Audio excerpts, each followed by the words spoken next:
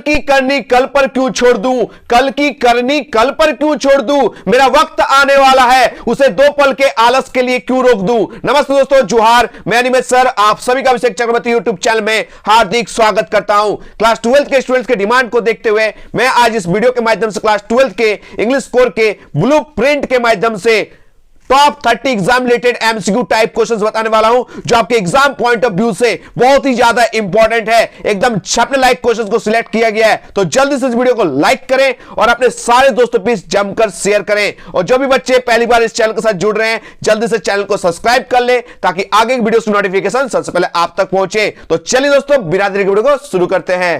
दोस्तों आज का पहला और इंपॉर्टेंट क्वेश्चन आप लोग देख सकते हैं। क्वेश्चन नंबर 1 क्या पूछा गया है, while writing a note which of the following is freely used. जब हम लोग नोट लिखते हैं तो निम्नलिखित में से किसका प्रयोग हम लोग स्वतंत्र रूप से धड़ल्ले से कर सकते हैं, बताइए। इसका करेक्ट आंसर हो जाएगा ऑप्शन नंबर बी, एब्रीविएशंस। किसका? एब्रीविएशंस का हम लोग धड़ल्ले से यूज करते हैं नोट मेकिंग में, याद रखिएगा। एब्रीविएशंस बोले तो जैसे हम लोग बोलते हैं एजुकेशन को हम लोग क्या लिखेंगे, EDU, ये हो गया शॉर्ट फॉर्म, ठीक है। इसको हम लोग बोलते हैं एब्रीविएशन। तो हम लोग नोट मेकिंग करेंगे तो 3 4 से लेकर 5 तक हम लोग एब्रीविएशंस कर देंगे, ठीक है। तो इसका हम लोग धड़ल्ले से यूज करते हैं नोट मेकिंग में, ठीक है। एकदम कर लेना है। चलिए आगे बढ़ते हैं हम लोग क्वेश्चन नंबर 2 की ओर। क्वेश्चन नंबर 2 आप लोग देख सकते हैं, abbreviations and symbols are freely used in dash. उसी को थोड़ा सा ऐड कर दिया गया सिंबल्स, ठीक है। तो एब्रीविएशंस और सिंबल्स का हम लोग फ्रीली यूज कर सकते हैं, एकदम धड़ल्ले से यूज करते हैं, एकदम स्वतंत्र रूप से यूज करते हैं। कहां पे? आप सही पता है, नोट मेकिंग बनाते टाइम। ऑप्शन जो डी है वो करेक्ट आंसर एकदम कर लीजिएगा। चलिए आगे बढ़ते हैं हम लोग क्वेश्चन नंबर 3 की ओर। क्वेश्चन नंबर 3 आप लोग देख सकते हैं, the heading subject of A notice should. ये जो हेडिंग हो, चाहे शीर्षक हो चाहे विषय हो, हम लोग नोटिस में कैसे लिखते हैं बताइए।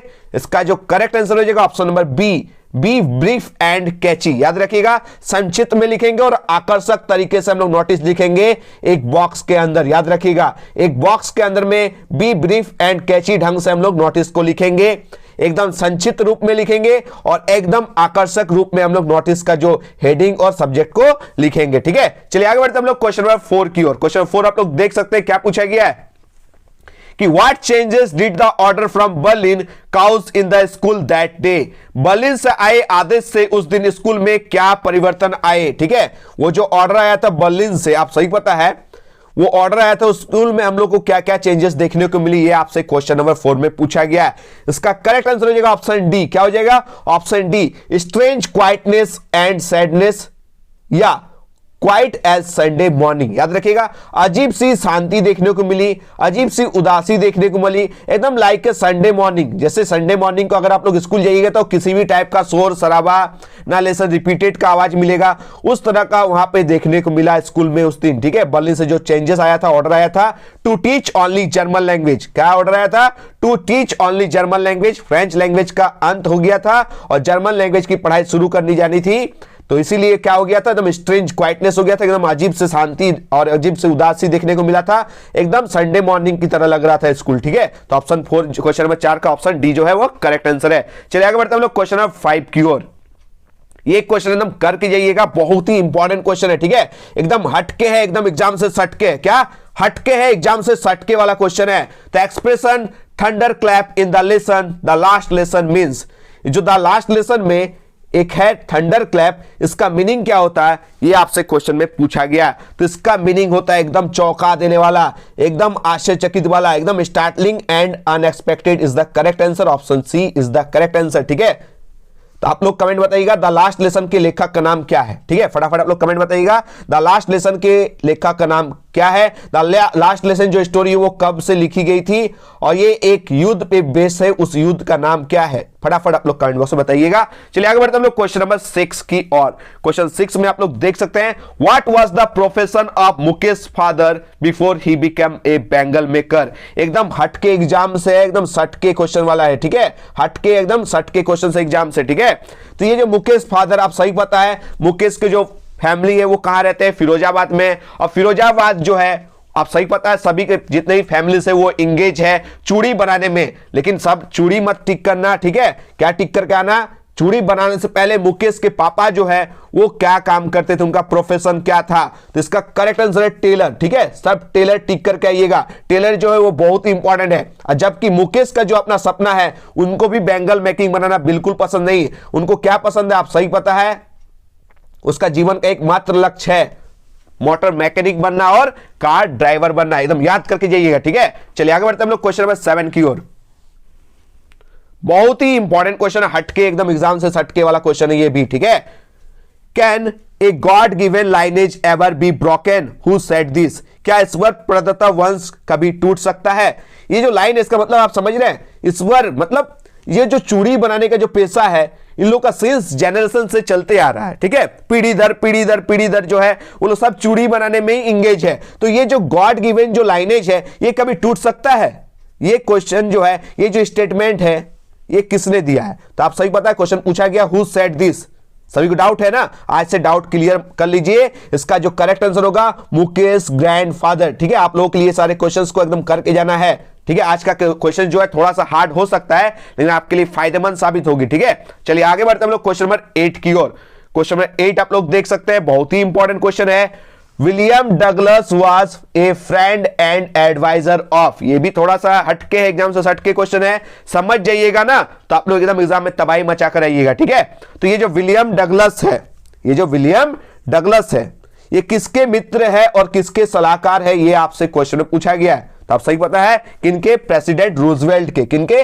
प्रेसिडेंट रूजवेल्ट के जो है वो फ्रेंड भी थे और वो सलाहकार भी थे। कौन? William Douglas. और आप सही पता है प्रेसिडेंट रूजवेल्ट का एक स्टेटमेंट है जो आप सही पता है, उससे क्वेश्चन पूछे जाएंगे कि प्रेसिडेंट रूजवेल्ट का जो स्टेटमेंट था वो क्या था? तो वो था all we have to fear is fear itself. ठीक है, all we have to fear is fear itself. ये जो स्टेटमेंट है वो किसने दिया था? President Roosevelt. और प्रेसिडेंट रूजवेल्ट कौन है? फ्रेंड है और एडवाइजर है। ठीक है, याद रखिएगा, ये जो विलियम ओ डगलस है वो प्रेसिडेंट रूजवेल्ट के फ्रेंड भी है और एडवाइजर भी है, याद करके जाइएगा। ठीक है, चलिए आगे बढ़े हम लोग क्वेश्चन नंबर 9 की ओर। Question number 9, I cross to oblivion and the curtain of life fill, what does the oblivion mean? ये जो स्टेटमेंट है इसमें ऑब्लिवियन का मीनिंग क्या है ये आपसे क्वेश्चन में पूछा है। मैं भूल गया और जीवन का पर्दा गिर गया, इसमें ऑब्लिवियन का अर्थ क्या है ये आपसे क्वेश्चन पूछा गया। इसका correct answer option C, unconsciousness. क्या? अनकॉन्शियसनेस, यानी बेहोशी की हालत। क्या? बेहोशी की हालत। चलिए आगे बढ़ेंगे हम लोग क्वेश्चन नंबर 10 की ओर। क्वेश्चन नंबर 10 आप लोग देख सकते हैं। ठीक है, क्या पूछा गया?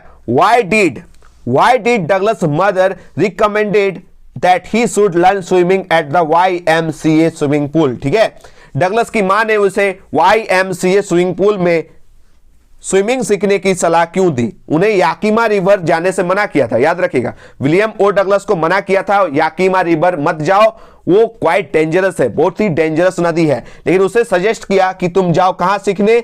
YMCA स्विमिंग पूल में जाके स्विमिंग सीखो। ठीक है, उनके मम्मी जो है उनको रिकमेंड की थी। ठीक है, क्यों की थी? क्योंकि इसका जो करेक्ट आंसर हो जाएगा ऑप्शन डी। क्या हो जाएगा? Option D, because it was shallow and safe. ठीक है, याद रखिएगा, ये सेफ था, सुरक्षित था और शैलो था, इसको याद करके जाइएगा। YMCA से क्वेश्चन पूछा जा सकता है कि YMCA का टोटल डेप्थ कितना था, गहराई कितना था, आप लोग कमेंट बताइएगा। और विलियम डगलस जब डूब रहे थे YMCA स्विमिंग पूल में तो उनको कितना गहरा लग रहा था ये भी आप लोग बताइएगा। और YMCA स्विमिंग पूल में उनका साथ एक दुर्घटना घटा था, उसे कौन उठा के फेंक दिया था ये भी आप लोग कमेंट बॉक्स में जरूर बताइएगा। चलिए आगे बढ़ते हैं हम लोग क्वेश्चन नंबर 11 की ओर। क्वेश्चन 11 आप लोग देख सकते हैं, the iron master mistook the red trap pedlar for dash. ये जो आयरन मास्टर ने रेड ट्रैप सेलर, यानी आप सही पता है रेड ट्रैप सेलर किसे कहते हैं? जो चूहेदानी बेचता है, यानी पेडलर को गलती से क्या समझ लिया था? उसको अपना साथी समझ लिया था। क्या समझ लिया था? अपना ओल्ड रेजिमेंटल कॉमरेड समझ लिया था। ऑप्शन ए जो है वो करेक्ट आंसर है। और यही आयरन मास्टर उसे अपने मैनर हाउस लेकर आते। आयरन मास्टर घर का नाम क्या था? मैनर हाउस, MANOR, जहां उसके साथ उनकी बड़ी बेटी एल्डेस्ट डॉटर एडला रहती है। और यही एडला विल्मनसन पेडलर को बदल के रख देती है। ठीक है, करके जाना है। ठीक है, आगे बढ़ते हैं हम लोग क्वेश्चन नंबर 12 की ओर। क्वेश्चन नंबर 12 बहुत ही इंपॉर्टेंट क्वेश्चन है। Why is Champaran famous? आप सभी पता है चंपारण कहां है? ये बिहार में है। और यहां से एक इंपॉर्टेंट कैरेक्टर है राजकुमार शुक्ला, जो एक पुअर शेयर क्रॉपर है, जो महात्मा गांधी जी को यहां ले आते हैं। लेकिन यहां पे क्वेश्चन पूछा गया कि चंपारण तो बिहार में है, लेकिन यहां पे चंपारण फेमस क्यों है, ये आपसे क्वेश्चन पूछा गया। जैसे फिरोजाबाद जो जगह है वो फेमस क्यों है, बैंगल्स के लिए, कांच की चूड़ियों के लिए, ठीक है। तो चंपारण क्यों फेमस है, ये आपसे क्वेश्चन में पूछा गया है, ठीक है। तो आप लोग बोलेंगे सर चंपारण मीट शॉप ना, नहीं वो तो है, लेकिन चंपारण यहां फेमस क्यों है, तो चंपारण यहां पे ऑप्शन जो है, ऑप्शन डी जो है वो करेक्ट आंसर है, for the first Satyagraha movement in 1917, ये हो जाएगा इसका करेक्ट आंसर, एकदम करके जाना है, ठीक है। ये क्वेश्चन है इंडिगो चैप्टर से, इंडिगो के लेखक का नाम लोग कमेंट बॉक्स में बताइएगा। चलिए आगे बढ़ते हैं हम लोग क्वेश्चन नंबर 13 की ओर। क्या पूछा गया क्वेश्चन नंबर 13 में कि why was Subbu considered number 2 at Gemini studio, Gemini studio में सुब्बू को नंबर 2 क्यों माना जाता था, यानी बॉस के बाद इनको जगह मिला था, किनको, सुब्बू को, ऐसा क्यों। बॉस तो आप सही पता है ना, बॉस का नाम क्या है, जिमिनी स्टूडियो के बॉस का नाम क्या है, आप लोग कमेंट बताइएगा। अब बॉस के बाद इनको नंबर 2 का जगह मिला था, किनको, सुब्बू को, क्यों, क्योंकि उनके पास क्रिएटिव स्किल्स था, याद रखिएगा, because of creative skills, option C is the correct answer, याद करके जाइएगा, ठीक है। आगे बढ़ते हैं हम लोग क्वेश्चन नंबर 14 की ओर। क्वेश्चन 14 आप लोग देख सकते हो दोस्तों, क्या पूछा गया है, the boy in the makeup room was jealous of home, जो बॉय है आप सही पता है 40 इयर्स का, कितना इयर्स का, 40 इयर्स का, ठीक है। तो मेकअप रूम में जो बॉय है वो किससे ईर्ष्या करता है, किससे जेलस फील करता है, ये आपसे क्वेश्चन पूछा गया, वो सुब्बू से, किससे, सुब्बू से, क्योंकि सुब्बू को नंबर 2 का जगह मिला था, ठीक है। और क्यों, बॉस के बाद सुब्बू का जगह था, वो बॉस का थोड़ा करीबी था, थोड़ा क्लोज हो गया था, क्यों नहीं होगा, क्योंकि सुब्बू में थोड़ा सा क्रिएटिव स्किल्स था, इसकी वजह से जो बॉस है जिमिनी स्टूडियो के, उनके क्लोज हो गए थे सुब्बू। और ये सब चीजें देखकर किनको जेलस फील होता था, ये बॉय को जो 40 साल का था, ठीक है। तो ऑप्शन जो डी है वो करेक्ट आंसर है, Subbu success and his closeness to the boss, Subbu की सफलता और बॉस से उसकी निकटता। चलिए आप लोग कमेंट बताइएगा, जिमिनी स्टूडियो के फाउंडर और बॉस का नाम क्या था, जिमिनी स्टूडियो की स्थापना कब की गई थी, जिमिनी स्टूडियो यानी लोकेटेड कहां, यानी कहां पे है, ये भी आप लोग बताइएगा फटाफट कमेंट बॉक्स में। आगे बढ़ते हैं हम लोग क्वेश्चन नंबर 15 की ओर। 15 आप लोग देख सकते हैं, Sophie told Geoff that Danny was unable to sign an autograph for her because, Sophie ने जियोफ आप सभी पता है सोफी का एल्डर ब्रदर का नाम है, तो सोफी ने जियोफ को बताया कि डैनी उसके लिए ऑटोग्राफ पर हस्ताक्षर करने में असमर्थ हुए। देखिए ये जो सोफी है एक डे ड्रीमर है, दिन में सपना देखती है, खासकर डैनी केसी का सपना देखती है जो एक आयरिश फुटबॉलर है और उनसे मिली है, ऐसा उनका मानना है, ऐसा मिली है। और ये सारे बातें जियोफ को बता रहा, तो जियोफ बता रहा ठीक है बताओ, तो वो बताते कि देखो हम आपको प्रूफ दिखा सकते थे, वो साइन करने वाला था, मुझे ऑटोग्राफ देने वाला था, लेकिन क्या बहाना मारती है कि ऑटोग्राफ क्यों नहीं मिला, क्योंकि मेरे पास ना कलम था ना मेरे पास पेन और पेपर था, ठीक है। तो पेन और पेपर नहीं है तो मान लीजिए आप विराट कोहली से मिलेंगे, ठीक है। अब विराट कोहली से मिलेंगे तो विराट कोहली आपको तो कलम और पेन दोनों जो है, पेन और पेपर तो नहीं देगा ना, लो हम पेन भी देते हैं अपने सर, पेपर भी देते हैं और साइन करके तुमको देते हैं, उतना तो नहीं करने वाला, हम लोग को खुद पेन देना होगा और पेपर देना होगा, तब विराट कोहली जी क्या कर सकते हैं, साइन कर सकते हैं। तो ये जो सोफी बोल रही कि मेरे पास ना उस टाइम ना क्या नहीं था, मेरे पास पेपर भी नहीं था उस टाइम और पेन भी नहीं था, इसलिए जो डैनी केसी है ना मुझे ऑटोग्राफ देने में असमर्थ थे, अनेबल थे, याद करके जाइएगा, ऑप्शन नंबर बी जो है वो करेक्ट आंसर है, ठीक है। तो आप जब भी सेलिब्रिटी से मिलिएगा तो एक कलम और एक पेपर लेकर जाइएगा, ठीक है, आपको ऑटोग्राफ मिल जाएगा। चलिए आगे बढ़ते हैं हम लोग क्वेश्चन नंबर 16 से, ठीक है। किसका आप लोग ऑटोग्राफ चाहते हैं कमेंट बॉक्स में बताइएगा, ठीक है, किसका ऑटोग्राफ चाहते हैं, किन से मिलने से आपका जो एक्साइटेड लेवल जो है वो दोगुना हो जाएगा, आपको मिलकर खुशी होगी, कमेंट बॉक्स में बताइएगा, ठीक है। क्वेश्चन नंबर 16 जो है क्या पूछा गया, हु इज ए.आर. बार्टन, ठीक है, ए.आर. रहमान नहीं पूछा गया, यहां पर पूछा गया ए.आर. बार्टन। ए.आर. बार्टन कौन है, यूनिक क्वेश्चन है ना, ए.आर. बार्टन कौन है बताइए फटाफट, इसका करेक्ट आंसर क्या हो जाएगा, option D all of these, क्या हो जाएगा, ऑल ऑफ दीज जो है वो करेक्ट आंसर हो जाएगा। क्यों, क्योंकि ए.आर. बार्टन जो है एक मॉडर्न राइटर भी है और आप सही पता है गोइंग प्लेसेस चैप्टर के लेखक का नाम भी है ए.आर. बार्टन, और वो कहां रहते हैं, जूरिच में रहते हैं और वो इंग्लिश में लिखते हैं, यानी ऑल ऑफ दीज जो है ऑप्शन डी जो है वो करेक्ट आंसर है। चलिए आगे बढ़ेंगे हम लोग नेक्स्ट क्वेश्चन की ओर।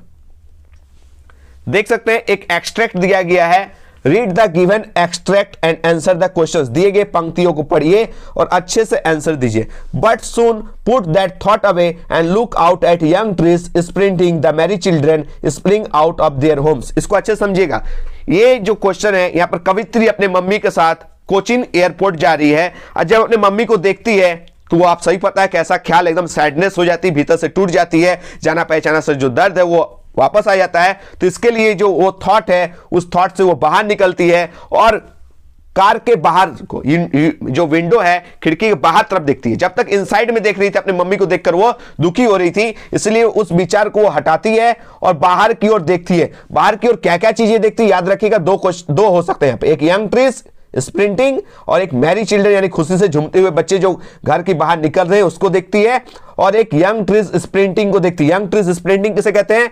जब गाड़ी स्पीड से जाती है तो जो पेड़ खड़े रहते हैं ना, वो पीछे की ओर स्पीड से पीछे की ओर भागते हुए नजर आते हैं, दैट इज कॉल्ड स्प्रिंटिंग। याद रखिएगा, ठीक है। चलिए इससे रिलेटेड क्वेश्चंस को हम लोग करते हैं। आप लोग समझ गए होंगे ये जो पॉइंट, ये जो लाइंस है वो किस पॉइंट से लिए गए हैं और इसके पॉइंट का नाम क्या है। तो चलिए क्वेश्चन नंबर 17 का आंसर आप ही लोग को देना है। क्या पूछा गया? The given extract is taken from the poem. ये जो एक्सट्रैक्ट है, दिया गया जो पंक्ति है, वो किस पोएम से लिया गया है? तो किस पोएम से लिया गया, आप सही पता है, क्या हो जाएगा इसका correct answer? Option B, my mother at 66। और आप सही पता है, माय मदर एट 66 के जो कवित्री है वो कमला दास है, जो केरलाइट है। आप सही पता है ना, कहां से है वो? केरल से, इसलिए उसे केरलाइट कहा गया, ठीक है। बेंगोली टिक करके मत आइएगा, ठीक है।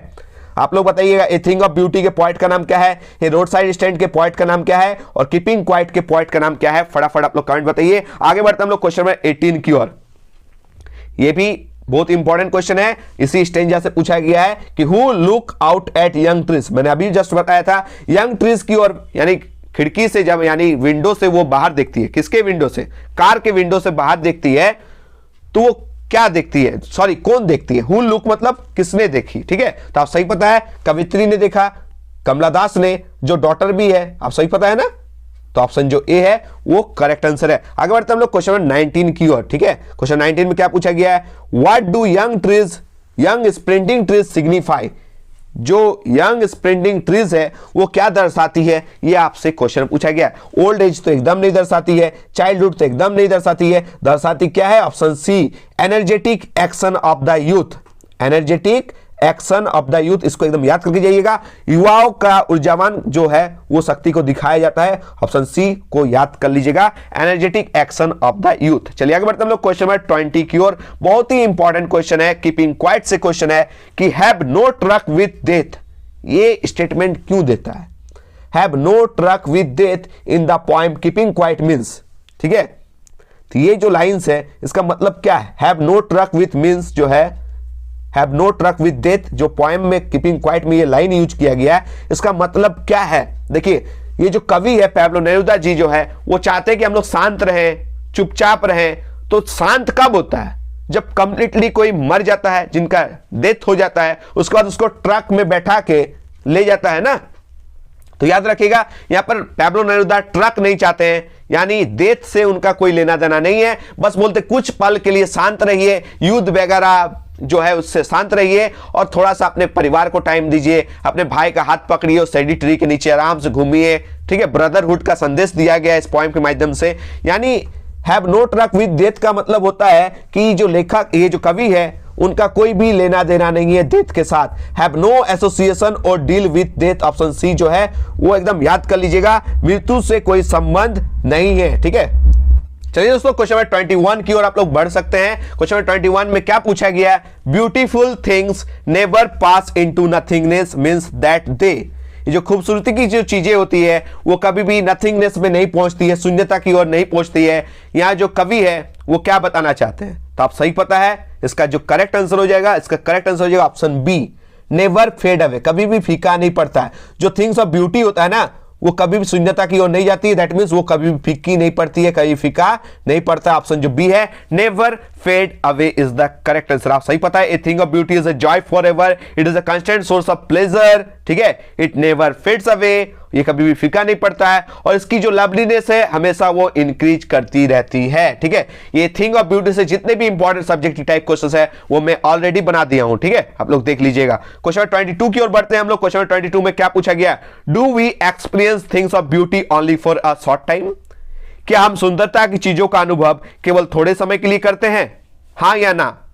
इसमें क्वेश्चन पूछा गया है, आप लोगों से पूछा गया, do we experience things of beauty only for a short time, क्या हम सुंदरता की चीजों का अनुभव केवल थोड़े समय के लिए करते नहीं करते हैं। ऑप्शन जो डी है वो करेक्ट आंसर, नो से आंसर होना चाहिए, यस तो एकदम नहीं, यस तो एकदम नहीं, क्या हो जाएगा नो, क्या हो जाएगा no. They make a lasting impression of happiness, नहीं वे जो है खुशी का अस्थाई छाप हमारे अंदर में छोड़ जाते हैं। ऑप्शन जो डी है वो करेक्ट आंसर है। चलिए आगे बढ़ते हैं हम लोग, उससे पहले आप लोग एक आंसर दीजिएगा, ए थिंग ऑफ ब्यूटी जो है वो किससे लिया गया है, वो किसका एक टुकड़ा है, आप लोग कमेंट बॉक्स में जरूर बताइएगा। आगे बढ़ते हैं हम लोग क्वेश्चन नंबर 23 की ओर। क्वेश्चन नंबर 23 आप लोग देख सकते हैं क्या पूछा गया, what was the strangest thing at the third level. आप सही पता है द थर्ड लेवल आप लोग को बुक 2 का पहला ही क्वेश्चन है। चलिए आप लोग कमेंट बताइएगा, द थर्ड लेवल के जो सबसे इंपॉर्टेंट कैरेक्टर है उनका नाम क्या है। द थर्ड लेवल में एक साइक्लिस्ट फ्रेंड है, उनका नाम क्या है। द थर्ड लेवल में जो सबसे इंपॉर्टेंट कैरेक्टर उनकी वाइफ का नाम क्या है, और जो थर्ड लेवल है उनके ऑथर यानी लेखक का नाम क्या है, फटाफट बताइएगा। ठीक है, ये सब क्वेश्चन जो है इंपॉर्टेंट क्वेश्चन है।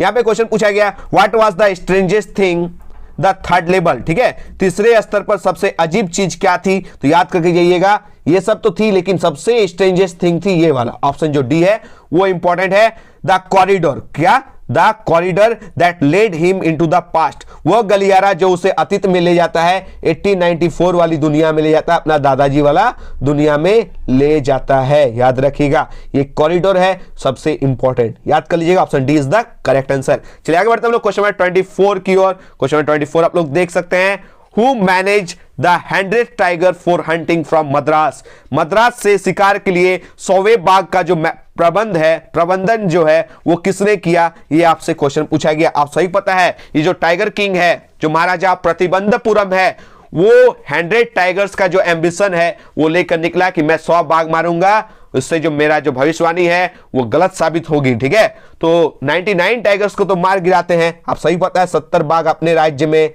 अपने ससुर के राज्य में 29, तो हो गया था 99, तो 99 टाइगर हो गया, तो मात्र एक टाइगर चाहता था। ठीक है, लेकिन वो टाइगर मिल ही नहीं रहा था। लास्ट में 100वां बाघ का जो प्रबंध है वो किसने किया था, आप सही पता, ऑप्शन सी जो है वो करेक्ट आंसर हो जाएगा, द दीवान। ठीक है, याद रखिएगा एक पीपल्स पार्क मद्रास से इस बाघ को लाया गया था। कहां से लाया गया था, the People's Park Madras. Madras तो ठीक है यहां दिया गया है, लेकिन अगर पार्क का नाम पूछे तो आप लोग क्या टिक करके आइएगा, पीपल्स पार्क मद्रास। ठीक है, ये देख सकते हो दोस्तों मेरा प्रोफाइल पिक, मेरा नाम है अनिमेश सर। ठीक है, आप इस नाम से मुझे इंस्टा में फॉलो कर सकते हैं, इस नाम से सर्च कीजिएगा, इसी प्रोफाइल के साथ मैं मिल जाऊंगा, आप वहां फॉलो करके मुझे हाई कर दीजिएगा, मैं रिप्लाई दूंगा, और जो भी डाउट्स है आप लोग बेझिझक वहां पूछ सकते हैं। ठीक है, चलिए आगे बढ़ते हैं हम लोग क्वेश्चन नंबर 25 की ओर। 25 क्वेश्चन आप लोग देख सकते हैं, what was the name of the southern super continent. ठीक है, याद रखिएगा जो दक्षिणी सुपर महाद्वीप था उसका नाम क्या था, what was the name of southern super continent, जो अभी नहीं है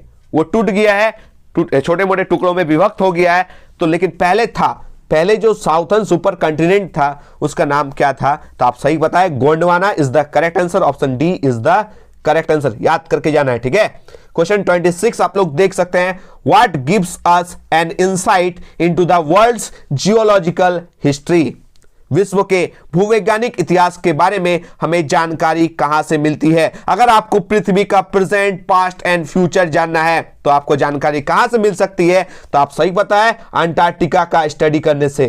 किस कंटिनेंट का स्टडी करने से, स्टडी ऑफ अंटार्कटिका कंटिनेंट। ठीक है, आप सही पता है इसका स्टडी करेंगे तो हम लोग जियोलॉजिकल हिस्ट्री जान जाएंगे, पृथ्वी का प्रेजेंट, पास्ट एंड फ्यूचर जान जाएंगे, और आप सही बताएं ये अंटार्कटिका कंटिनेंट पे बहुत सारे क्वेश्चंस आपसे पूछे जा सकते हैं। ये अंटार्कटिका कंटिनेंट कैसा कंटिनेंट है, ये दुनिया का सबसे कोल्डेस्ट, सबसे ड्राइएस्ट और सबसे विंडीएस्ट कंटिनेंट है। ठीक है, चलिए आगे बढ़ते हैं हम लोग क्वेश्चन नंबर 27 की ओर। क्वेश्चन 27 आप लोग देख सकते हैं, initially how did doctor Sadao pack the white man's wound. ठीक है, ये डॉक्टर सदाव बहुत ही इंपॉर्टेंट है, इसका स्केच कैरेक्टर आपसे पूछा जा सकता है। आज ही मैंने मॉर्निंग में डॉक्टर सदाव का स्केच कैरेक्टर, जितने भी द एनिमी के सबसे इंपॉर्टेंट जो सब्जेक्टिव क्वेश्चंस था वो मैंने प्रोवाइड किया था। जो जो वो वीडियो देखे हैं आप लोग कमेंट बॉक्स में जरूर बताइएगा, और जो नहीं देखे जाकर देख लीजिएगा। द एनिमी चैप्टर जो है वो ब्लूप्रिंट के आधार पर आपसे क्वेश्चन पूछा जा सकता है। उस चैप्टर से मैं 5 इंपॉर्टेंट सब्जेक्टिव टाइप क्वेश्चन दिया हूं, जो भी बच्चे नहीं देखे हैं वो जरूर देख लीजिएगा। उसके बाद और भी बहुत सारे सब्जेक्टिव वीडियोस कंटिन्यू आने वाली है